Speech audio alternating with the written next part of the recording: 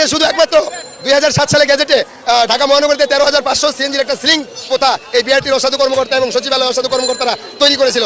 পরবর্তীতে মিশুর পরিবর্তে 2600 গাড়ি ঢাকা মহানগরে 13 সালে অনুমতি দেওয়ায় 15,600 গাড়ি এই ঢাকা মহানগরীতে চলবে। আচ্ছা, 13 সালে 15,000 গাড়ি চলবে, ওই সময় ঢাকা মহানগর ছিল 129 বর্গ কিলো।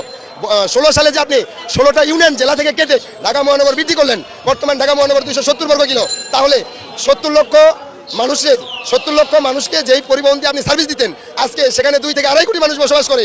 ওই একই পরিবহন দিয়া আপনি সার্ভিস দিতে গিয়া আজকে ভুক্তভোগী সাধারণ জনগণ এবং তাদেরকে বেশি টাকা দিয়া গাড়ি নিতে হচ্ছে। এই যে 15,500 গাড়ি সিলিং করায় আজকে 16 সালে ঢাকা মহানগর বড় হয়েছে, আজকে 26 সাল, আজ অব্দি একটা গাড়ি রেজিস্ট্রেশন ঢাকা মহানগরতে তারা দেয় নাই।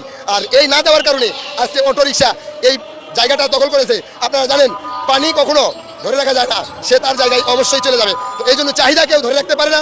ঢাকা শহরের সিএনজির চাহিদা ছিল 40 থেকে 50,000, তারা মাত্র 15,000 গাড়ি নিয়ন্ত্রণ করায় আজকে এই অবৈধ ব্যাটারি চালিত রিক্সাগুলা ঢাকার এই মাঠটা দখল করেছে। যদি রেজিস্ট্রেশন কিন্তু গাড়ি থাকতো তাহলে আমি আমি একদমই আশাবাদী যে ঢাকা মহানগরীতে এত অটো পারতো না। মানুষ গাড়ি না পাওয়াই এই অটো রিক্সাগুলো নিয়ে ঢাকায় ঢুকছে।